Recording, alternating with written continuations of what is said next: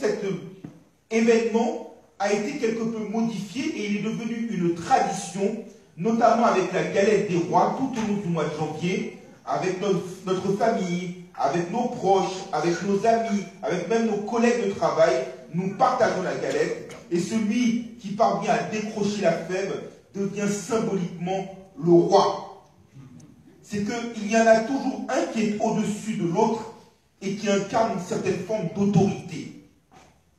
Mais justement, le pays dans lequel nous vivons voit aujourd'hui la notion d'autorité bousculée, voit aujourd'hui la notion d'autorité chamboulée. Vous n'êtes pas sans savoir que depuis maintenant près de 2 mois, il y a un mouvement en France qui s'appelle le mouvement des Gilets jaunes, où des hommes et des femmes en colère, ouvertement, contestent l'autorité exécutive, contestent l'autorité législative, contestent l'autorité militaire, contestent l'autorité policière et appellent à la destitution, à la démission du pouvoir et à ce que le peuple reprenne lui-même le pouvoir. C'est dire combien la notion de l'autorité est contestée. La providence divine a voulu qu'aujourd'hui vous ayez décidé de m'inviter en ce 20 janvier. Le 20 janvier est une date qui est importante aux États-Unis, car c'est le jour où le président élu, 2 mois auparavant, entre effectivement en fonction. Et prenant en quelque sorte ses fonctions, le président prête serment et jure sur la Bible. Et la dernière phrase qu'il dit dans son serment, c'est que Dieu me vienne en aide. C'est-à-dire que l'homme ou la femme qui est théoriquement le plus puissant de la planète reconnaît que malgré sa toute-puissance théorique aux yeux des hommes, il n'est absolument rien s'il n'a pas l'assistance, s'il n'a pas l'aide, s'il n'a pas l'accompagnement, s'il n'a pas la précédence de celui qui a l'autorité suprême. C'est dire que vous, comme moi, qui sommes des simples citoyens lambda, à combien plus forte raison nous devrions reconnaître l'autorité de notre Dieu, l'autorité de notre Seigneur et Sauveur Jésus-Christ. Mais pourtant, sans porter de tort, sans porter d'accusation à qui que ce soit, il arrive que nous venions à l'église en touristes. Il arrive que nous venions à l'église comme des chrétiens professionnels, des habitués du dimanche, des habitués du culte, des habitués de chants que nous chantons par routine. Mais que notre vie ne reflète pas ce que Paul lui-même a donné comme témoignage, qui est que s'il vit, ce n'est plus lui qui vit, mais Christ qui vit en lui. Autrement dit, notre vie ne reflète pas la soumission à l'autorité suprême du Christ. Et quelque part, parfois, nous nous conduisons comme du temps de l'apostasie, comme du temps des juges. Comme cela est dit par exemple en Juge 17, verset 6, en ce temps-là, il n'y avait point de roi en Israël. Chacun faisait ce qui lui semblait bon. Et bien parfois dans nos vies spirituelles, nous ne reconnaissons pas la royauté du Christ. Et nous faisons ce qui nous semble bon. Nous basons sur une liberté humaine théorique, mais qui nous conduit tout droit dans le ravin, tout droit dans l'abîme, tout droit dans le précipice. Et en ce début d'année, nous sommes encore dans le temps de l'échange des vœux. Et je dirais que le vœu de nos cœurs, ce n'est pas de nous comporter comme des résidents permanents sur cette terre, mais de nous comporter comme des voyageurs et des étrangers, sachant que notre destination finale est le royaume. Et nous voulons, en quelque sorte, être en situation de soumission, être dans la perspective du royaume, et plus que jamais comprendre que Christ est roi, roi des rois, Seigneur des seigneurs. Et c'est ce que nous allons voir à la lecture du verset du jour de notre prédication, tiré du livre de l'Apocalypse, chapitre 19, verset 16, lecture pour laquelle je vous demanderai s'il vous plaît de bien vouloir vous mettre debout pour le respect de la sainte et divine parole.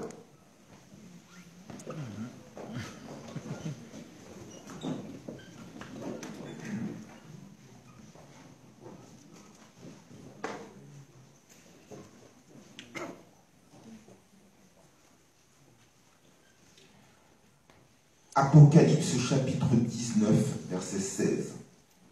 Voici ce que nous dit la Sainte Écriture. Il avait sur son vêtement et sur sa cuisse un nom écrit, roi des rois et seigneur des seigneurs. Je répète encore le verset du jour. Il avait sur son vêtement et sur sa cuisse un nom écrit, roi des rois et seigneur des seigneurs. Que le Seigneur bénisse cette écriture pour l'édification commune de nos âmes. Je vous remercie. Pouvez-vous s'asseoir. La prédication du jour sera en fin de compte axée en deux temps. Dans un premier temps, nous allons voir le contexte dans lequel cette écriture sacrée a été rédigée.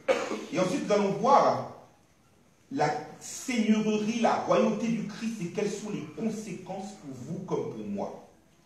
L'Apocalypse de Jean a été écrit, comme son nom l'indique, par l'apôtre Jean.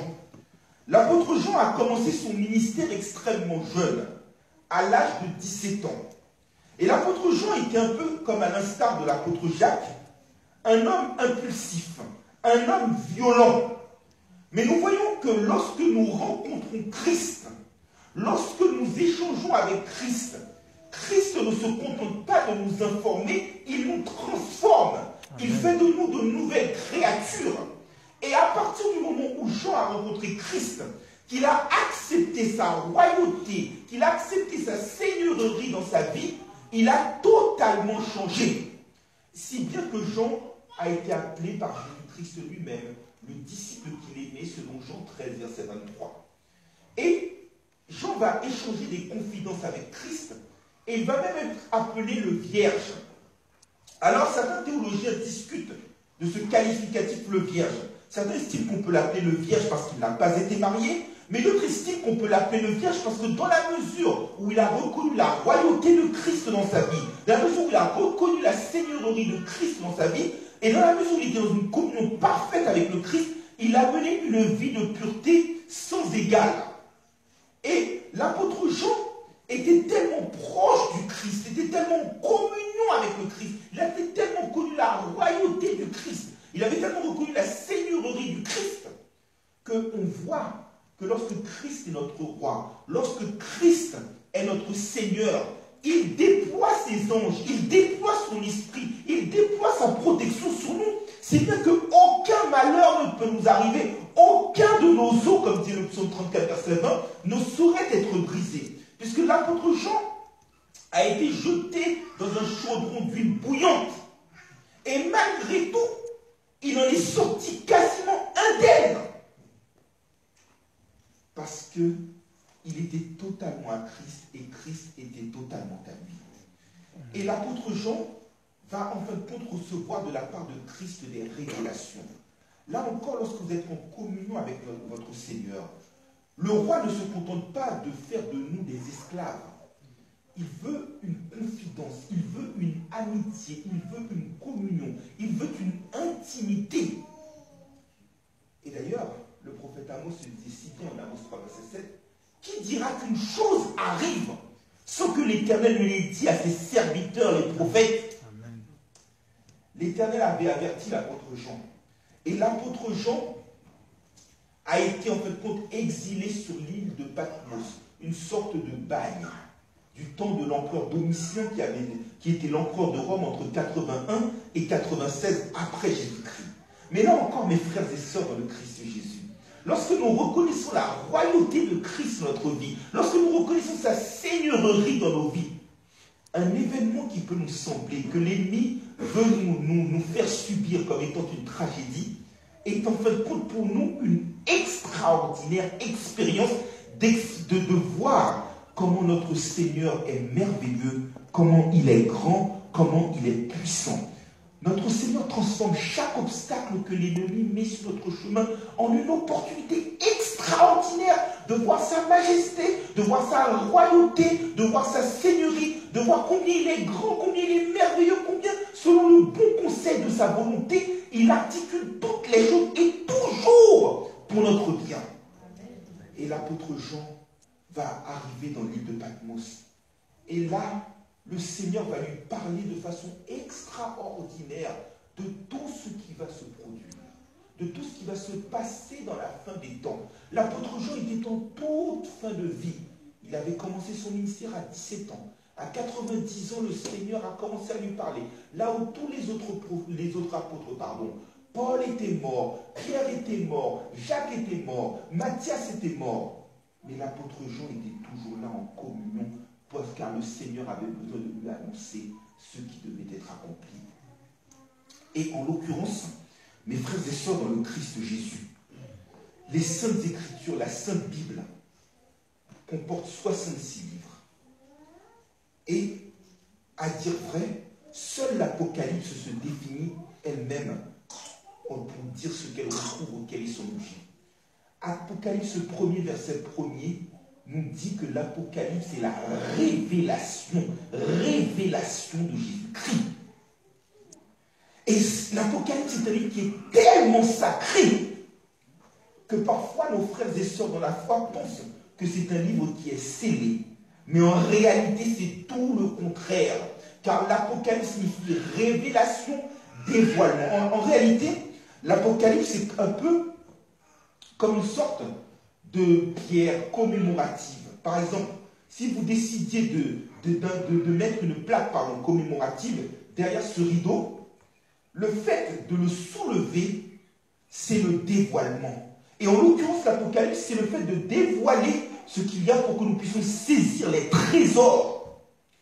Les trésors, et qu'il faut saisir un peu parfois comme dans les jeux que l'on passe à la télévision. On nous dit qu'il y a un temps minimal. Il faut se dépêcher pour saisir le trésor avant qu'il ne soit trop tard. On promet des sommes d'argent parfois extraordinaires.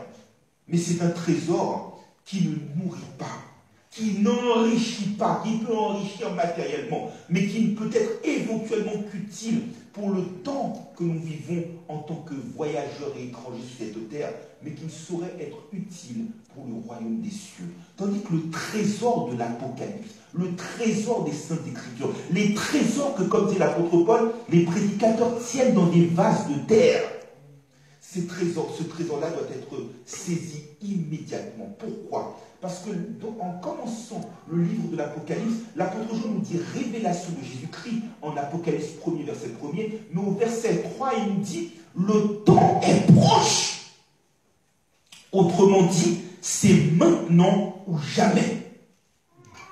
Et le temps est d'autant plus proche que celui qui a fait la révélation ne va pas revenir comme il était venu la première fois en tant qu'ami, en tant que sauveur, en tant que guérisseur, en tant que prédicateur. Le temps de l'avertissement, le temps de l'exhortation, le temps de l'encouragement est passé. Il va revenir en tant que juge. Et revenant en tant que juge, il va nous avertir. Et d'ailleurs, le verset clé de l'Apocalypse est Apocalypse 1er, verset 7. Il vient des nuées, il nous est dit. Et tout œil le verra, même ceux qui l'ont percé. Clairement, même ceux qui l'ont percé. Et beaucoup se lamenteront à cause de lui. Et donc, compte tenu de cette urgence, il faut absolument rentrer et saisir cette opportunité unique, exceptionnelle qui nous est offerte. Et l'Apocalypse, c'est le livre de la révélation, mais c'est aussi le livre de la plénitude. C'est là où le plan de Dieu arrive à son point final. Dans le livre de l'Apocalypse, il y a un chiffre qui est clé. Le chiffre 7, qui vient de l'hébreu Sheva, qui signifie la plénitude. L'Apocalypse est adressé à 7 églises qui concernent 7 dons spirituels.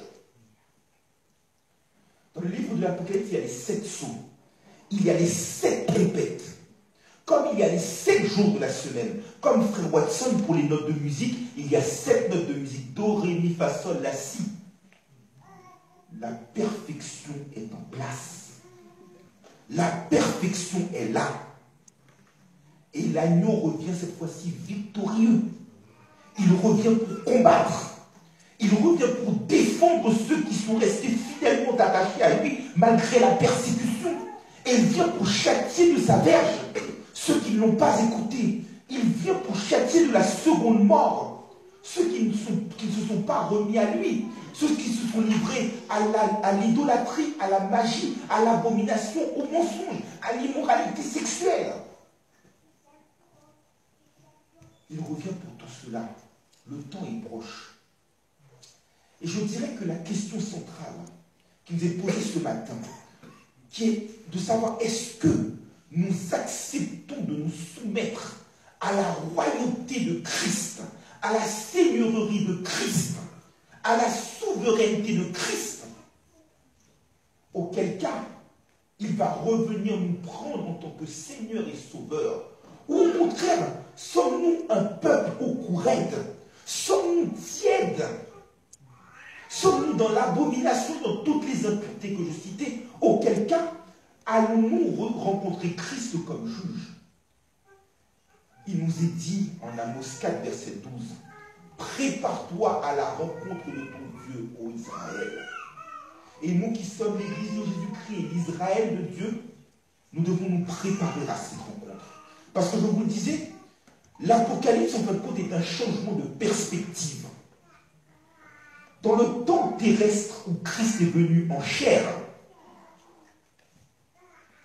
dans ce temps-là, Christ avait été méprisé, il avait été insulté, il avait été frappé, il avait été humilié. Mais étant ressuscité avec un corps glorieux, ayant revêtu le titre de Fils de Dieu, de Seigneur de gloire, il revient cette fois-ci en majesté, en autorité.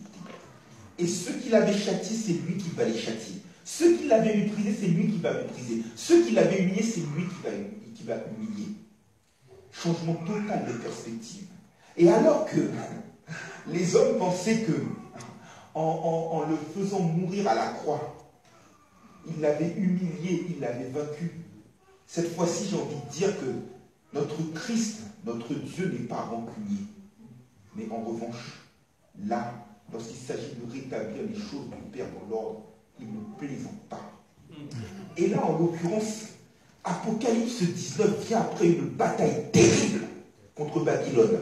La bataille d'Armageddon en Apocalypse chapitre 16. Et Christ ressort victorieux. Et en Apocalypse 19, il est cité un mot que nous aimons dire et qu'on ne peut prononcer que dans une église, que l'on ne peut prononcer que lorsque l'on est chrétien, qui est le cri de victoire, le cri de délivrance, le cri de joie. Alléluia! Alléluia signifie louer l'Éternel. Et c'est un mot qui est hébreu. David disait dans le psaume 18, je m'écris, loué soit l'Éternel, et je suis délivré de tous mes ennemis. Et là, ceux qui seront vêtus du fin lin, de l'œuvre des saints, peuvent crier Alléluia. Et dans le Nouveau Testament, ce mot-là n'est prononcé qu'à 4 reprises. Et il n'est prononcé que dans Apocalypse chapitre 19. Cri de victoire, cri de délivrance. Parce que Christ a vaincu la Babylone, Christ a vaincu la bête, Christ a vaincu la prostituée. Christ vient de mettre un terme à 66 livres d'abomination de péché, où à chaque fois, le Seigneur devait arriver, réparer nos fautes, réparer constamment. Il suffit de prendre le peuple d'Israël dans l'Ancien Testament, un peuple rebelle. Nous-mêmes, parfois, nous sommes rebelles. Mais là, le temps du péché est terminé. C'est le temps de la louange, le temps de la pureté, le temps de la victoire, le temps de la délivrance. Alléluia. Et ceux qui sont revêtus du fin lin de l'œuvre des saints participent aux noces de l'agneau. Amen. Et ils fêtent la victoire.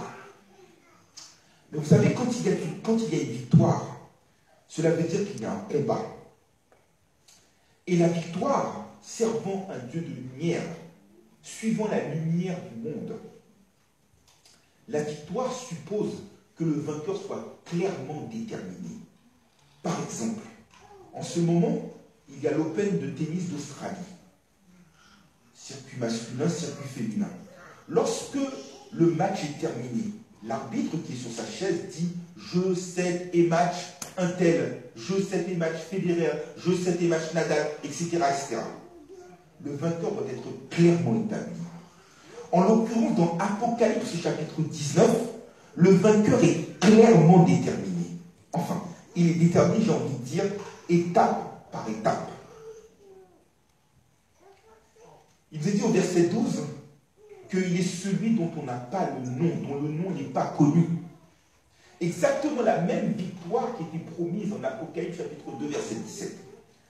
Au verset 13 du chapitre du jour, il nous est dit que son nom est parole de Dieu. Et enfin, en Apocalypse 19, verset 16, verset du jour, il nous est dit qu'il est écrit sur sa cuisse, il est écrit sur son vêtement, roi des rois, seigneur des seigneurs. Il est clairement identifié, il est clairement distingué, il est clairement puissant.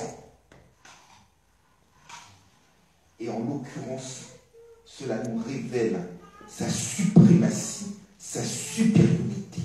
Et étant dans cette perspective, étant dans cette configuration, notre comportement doit s'ajuster à notre interlocuteur souverain, puissant, digne de gloire, digne de majesté, digne d'adoration. Et c'est ce qui va faire l'objet de la deuxième et dernière partie de notre prédication.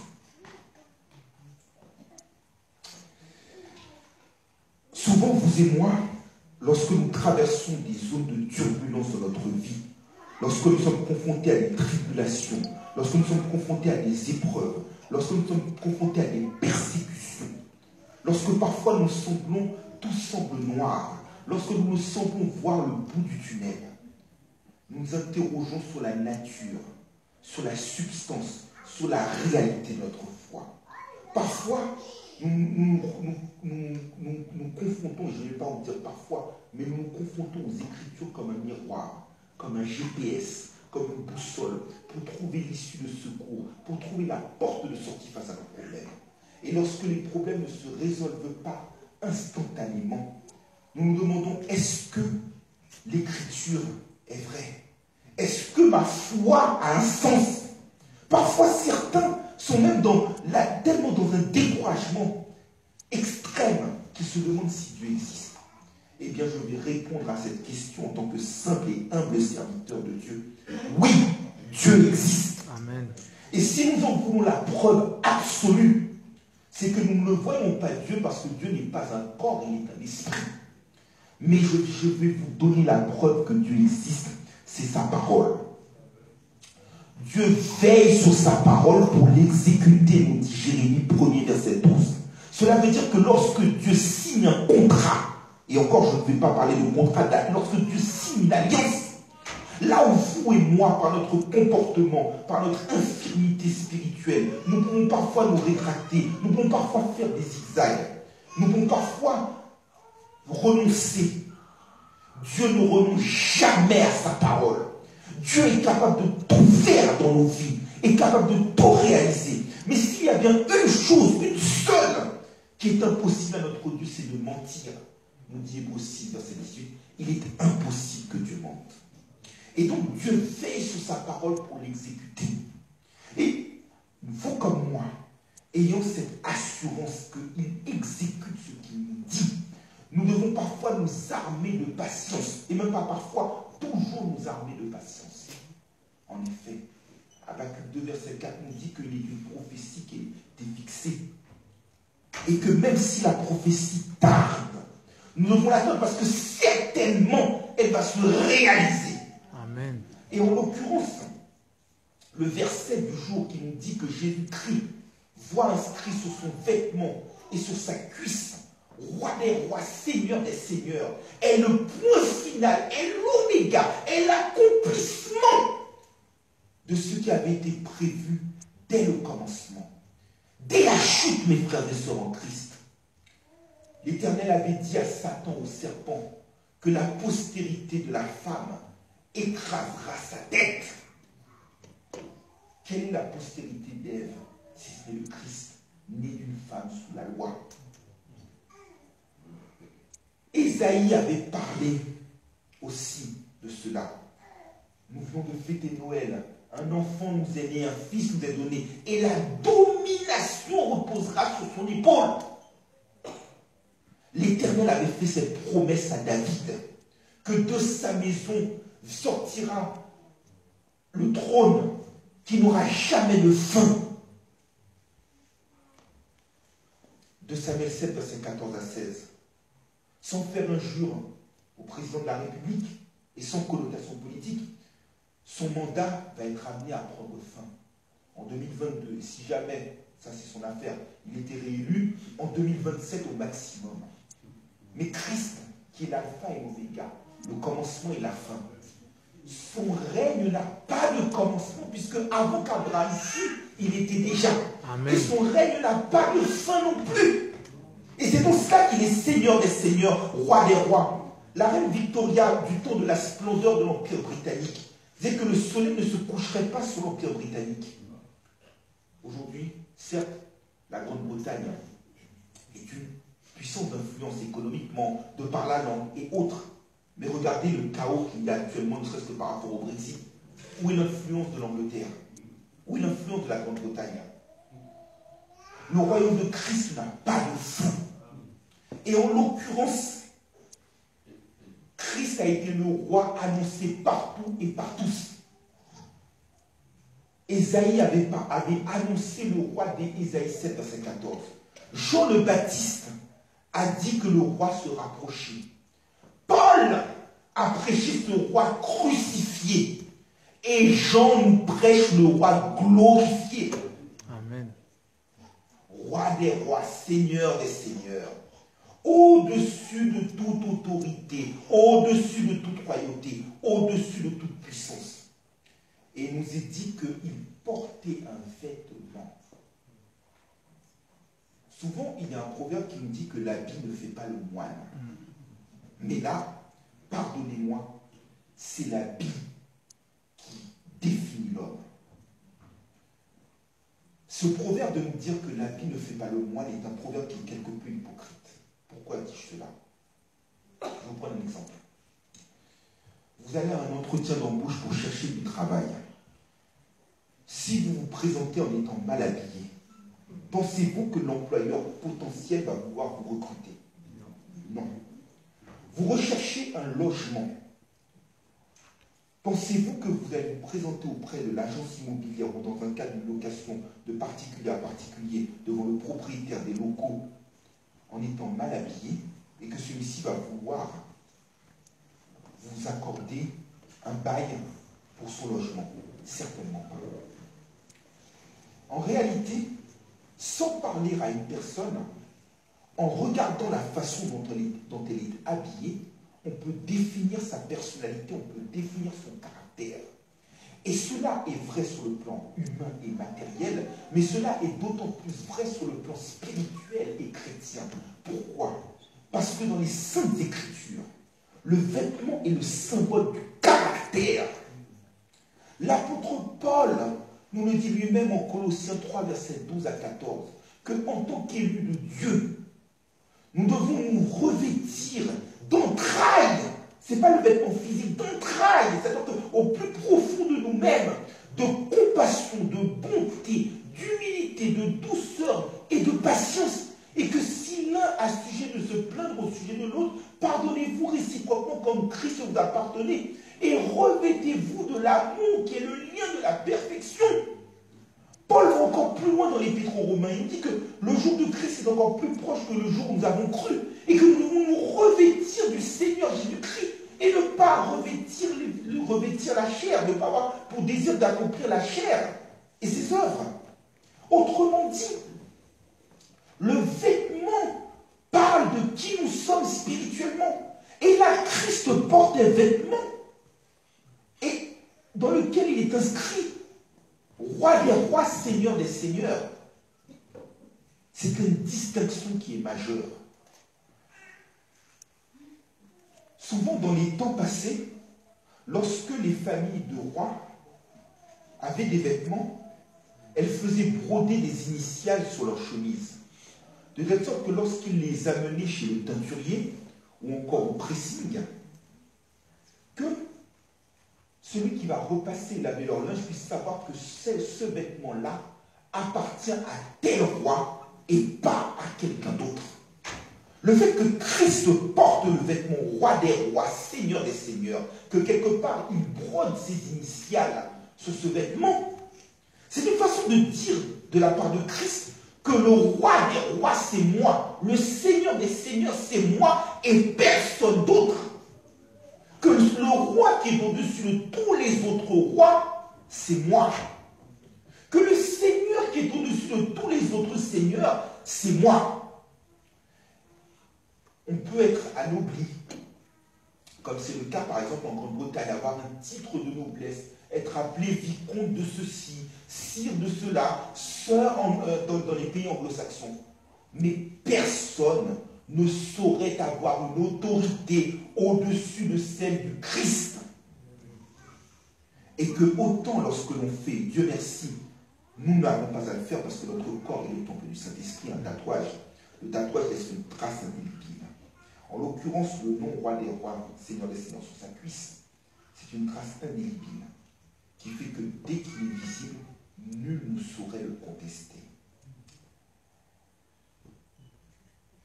Danton disait qu'on n'emporte pas sa patrie à la semelle de ses souliers, mais Christ, partout où il passe, emporte avec lui cette trace qu'il est roi des rois et qu'il est seigneur des seigneurs. Mais mes frères et sœurs en Christ, une autorité pour exister doit être effective. On peut être président et ne pas avoir la moindre autorité et ne pas se faire respecter. On peut être professeur dans une salle de classe et pour autant n'avoir aucune autorité sur ses élèves et ne pas se faire respecter. Christ, lui, se fait respecter. Il a été appelé roi des Juifs en Matthieu chapitre 2, versets 1 à 2.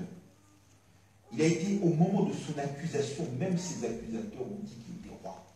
Et lorsqu'il est sorti du tombeau en Matthieu 28, verset 18, il a dit que tout pouvoir m'a été donné dans le ciel et sur la terre. Christ est l'héritier de toutes choses. Le psaume 2 témoigne de sa royauté. Hébreux, pardonnez-moi cette citation, mais Hébreux 1, verset 1 à 2, nous dit qu'il a été établi héritier de toutes choses. Mais c'est surtout par ses œuvres que Christ parle de sa seigneurie. Toutes les choses, les trônes, les autorités, ce qui est dans le ciel, sur la terre, subsistent par lui, nous dit Colossiens 1, verset 17. S'il n'avait pas l'autorité, elle ne pourrait pas tenir par lui. Le vent et la mer peuvent s'agiter, comme dans nos vies. Il peut y avoir des zones de turbulence. Nous pouvons sembler faire naufrage. Mais comme disait le chant, même si les océans se déchaînent, il nous dit, je serai avec toi. Et nous pouvons dire, je suis tranquille, car tu es là. Amen. Et en l'occurrence, il était dans la barque. Et en l'occurrence, les disciples s'effrayaient, humains qu'ils étaient comme vous et moi. En l'occurrence, les disciples pensaient qu'ils allaient périr. Mais Christ s'est levé, il ne dort pas, parce qu'il est roi des rois, il est seigneur des seigneurs, il contrôle tout. Il a dit à la mer, fais silence. Et la mer s'est tue. Combien de démons sont venus? Les légions, il les a chassés. Par une parole. Parce qu'il est roi des rois, seigneur des seigneurs. L'autorité aussi se manifeste aussi par la clé. Vous avez une voiture. Celui qui conduit la voiture, c'est celui qui a la clé entre les mains. Vous avez une maison, un appartement. Le propriétaire de la maison ou de l'appartement, c'est celui qui a les clés. Christ est d'autant plus souverain qu'il est celui qui a la clé. Il a la clé du séjour des morts, nous dit Apocalypse 1, verset 17. Il a la clé de David, nous dit Apocalypse 3, verset 7. Son autorité. Autorité parce que tout genou doit fléchir devant lui, dans les cieux, comme sur la terre et comme sous la terre. Les quatre êtres vivants et les vieillards sont prosternés devant lui, parce qu'il est roi des rois, parce qu'il est seigneur des seigneurs. Nabuchodonosor était roi. Nabuchodonosor pensait faire la pluie et le beau temps. Nabuchodonosor décidait d'envoyer notamment les 3 compagnons de Daniel, Shadrach, Meshach et Abednego, dans la fournaise ardente. Ils en sont sortis indemnes, exactement comme l'apôtre Jean. Et Nabuchodonosor a voulu s'endurcir. Il a refusé, malgré les miracles qu'il avait sous les yeux, malgré les avertissements de Daniel, malgré les interprétations des songes. Et l'Éternel lui a fait manger le lait en guise de soumission pour qu'il devienne humble. Et enfin, en Daniel 4, verset 37, il a reconnu et il a décidé de se soumettre au roi des rois et au seigneur des seigneurs. L'autorité est là. L'autorité est suprême. L'autorité est incontestable. Toute autorité, tout trône, tout pouvoir vient de Dieu. C'est-à-dire que lorsque il nous est dit qu'en tant que chrétiens, nous devons nous soumettre aux autorités, ce n'est pas se soumettre aux autorités en tant que policier, président, exécutif ou député, maire, peu importe, mais c'est se soumettre aux autorités parce que ces autorités-là sont certes visibles, mais elles découlent de l'autorité invisible qui est le Christ Jésus. Et cette autorité-là se manifeste aussi avec une certaine substance. Car Christ a les clés du royaume. Christ a la clé de David. Christ est à égalité avec le Père. Christ est le Père ne font qu'un. Et ce royaume-là consiste, Romains 14, 17 nous le dit, ne consiste pas dans le manger, dans le boire, mais dans la justice, dans la paix, dans la joie par le Saint-Esprit.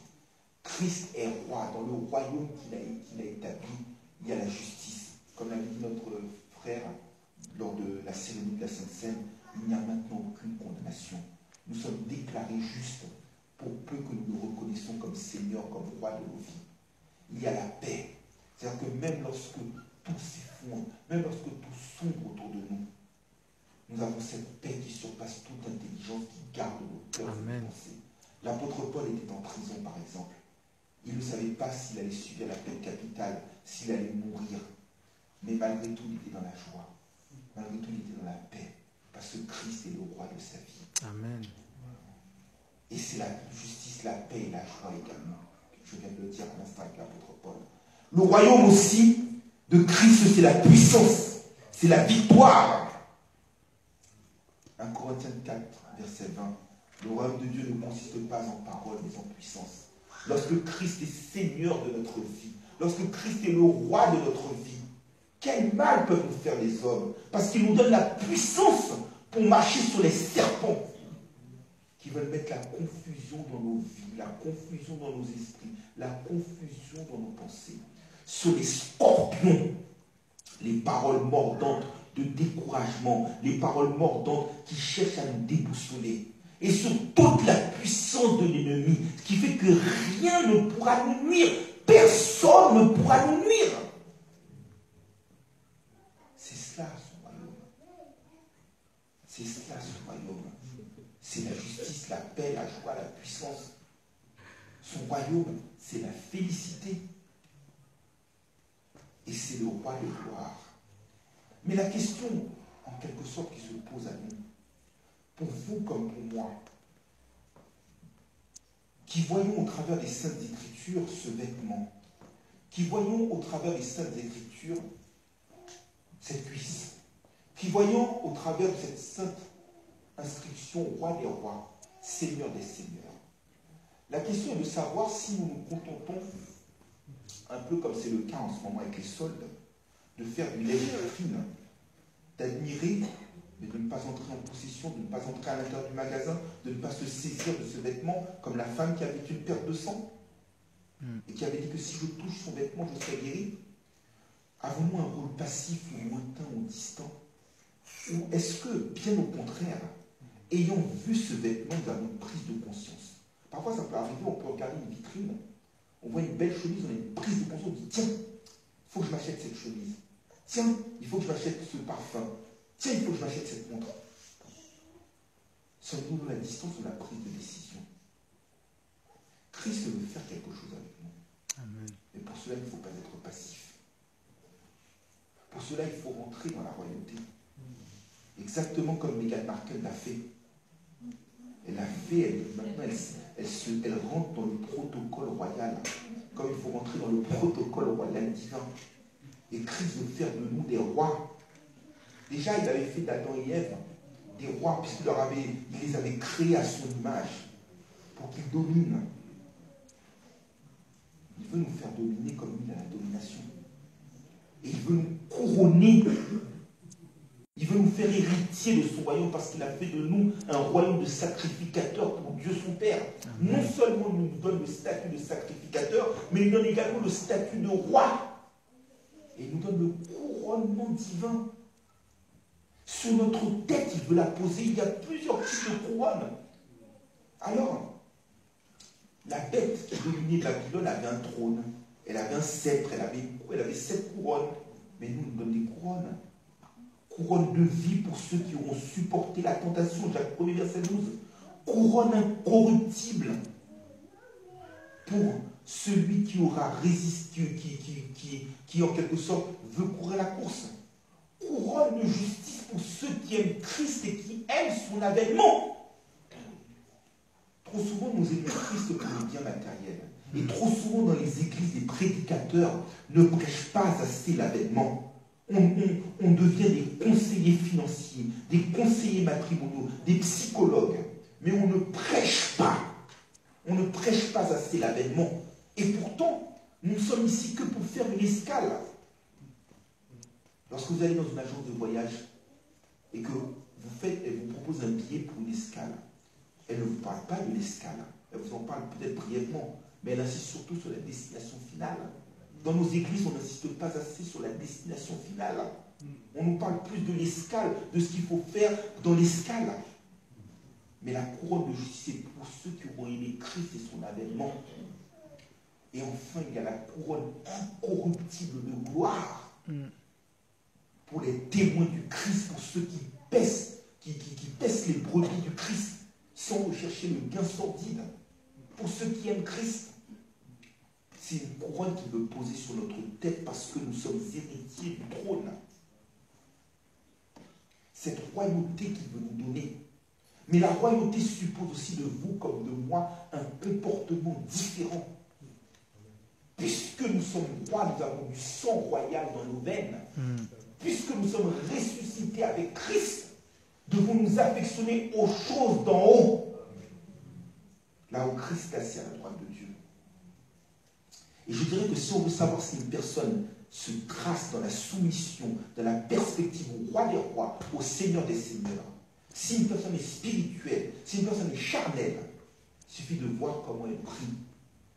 Celui qui est charnel ne va chercher que le bien matériel, ne va que demander des choses de ce monde. Celui qui est spirituel et qui se soumet effectivement à Christ va lui demander dans sa prière que son règne vienne, que sa volonté soit faite sur la terre comme au ciel. Et Jésus, dans le sermon sur la montagne, nous dit que ne vous inquiétez pas en demandant ce que vous allez manger, ce que vous allez boire. Ce sont les païens qui recherchent ces choses-là. Mais nous devons rechercher premièrement le royaume des cieux et sa justice. Et les autres choses nous seront données par-dessus. Être du royaume aussi, je parlais tout à l'heure de Mégane, mais je parlais aussi, je vais être sujet d'un royaume, roi des rois, des seigneurs des seigneurs, que même si nous sommes des rois par le sang de Christ, le roi est au-dessus de nous. Nous sommes des petits rois, lui c'est un grand roi. Et il faut un comportement qui soit digne du royaume, nous dit 1 Thessaloniciens 2, verset 12. Autrement dit, entre le statut que nous revendiquons et notre comportement, lorsqu'on pèse sur une balance, il doit y avoir un équilibre certain, un comportement différent dans la perspective du royaume. Et d'ailleurs, Jésus est absolument clair là-dessus, il est limpide. Il dit en Luc 6, verset 46, « Mais pourquoi m'appelez-vous Seigneur et ne faites-vous pas ce que je vous dis? S'il est le Seigneur des seigneurs dans notre vie, le Seigneur de gloire dans nos vies, nous devons faire ce qu'il nous dit. Nous allons au boulot, je ne sais pas comment vous parlez à votre patron, vous dites, patron, boss, lorsqu'il nous dit de faire quelque chose, nous le faisons immédiatement parce que nous avons la crainte de perdre notre travail. Un sportif, qui soit footballeur, qui soit handballeur, on a un exemple de l'équipe de France championne du monde 2018. Chaque fois que les joueurs sont en train de parler, le coach leur dit de tenir un poste, ils le tiennent. Adrien Rabiot, par exemple, ne voulait pas être réserviste, dehors. Parce que il voit le coach, mais il ne fait pas ce qu'il lui dit. D'autres ont vu jouer comme à l'instar de Olivier Giroud, pour continuer la métaphore, contre nature. Mais parce que le coach leur lui dit de jouer comme ça, il se soumet. Mais dans le même ordre d'idées, le chrétien ne doit pas vivre pour la nature charnelle pour lui-même. Il doit en quelque sorte vivre contre nature parce que c'est la nature du Christ qui est en lui. Il n'est plus de nature charnelle, il est de nature spirituelle. Amen. Et donc se soumettre à lui, reconnaître sa seigneurie. Et quelque part, se faire minable, se faire pauvre, se dépouiller comme le Christ. Paul a dit que toutes ces choses qui étaient pour lui un avantage dans la chair, il les regarde comme de la boue à cause de l'excellence de la connaissance de notre Seigneur Jésus-Christ. C'est-à-dire que pour pouvoir régner avec Christ, pour pouvoir être avec Christ pour toujours dans les airs, il sait qu'il devait abandonner ce qui pour lui était un avantage dans la chair. Mes frères et sœurs en Christ, pour terminer la prédication du jour, ce matin plus que jamais, nous avons besoin de reconnaître l'autorité suprême, absolue et exclusive du Christ dans nos cœurs, dans nos vies, dans nos esprits, dans nos pensées, dans nos âmes, dans nos paroles, dans nos conduites, dans tout ce que nous faisons. Quoi que nous fassions, nous devions le glorifier, tout faire pour sa gloire. Que nous puissions être des vitrines de son royaume, que nous puissions être des ambassadeurs de sa seigneurie, et que nous puissions être le reflet de sa gloire, l'image de sa personne, l'empreinte de son esprit, et qu'il soit glorifié. Ce matin, le Seigneur fait de nous des rois qui venons à sa suite. Il nous couronne de sa grâce, il nous couronne de sa gloire, il nous couronne de sa paix, il nous couronne de sa miséricorde. Bien que nous vivions dans un monde où l'autorité est bafouée, bien que nous vivions dans un monde où les chrétiens, les petits soldats de Christ, les petits rois qui viennent à la suite du Christ sont persécutés, retenons l'avertissement qui avait été adressé à l'ange de l'église de Philadelphie en Apocalypse 3, verset 11, dans lequel il nous est dit « Retiens ferme ce que tu as, afin que personne ne prenne ta couronne. » Amen. Amen. Amen.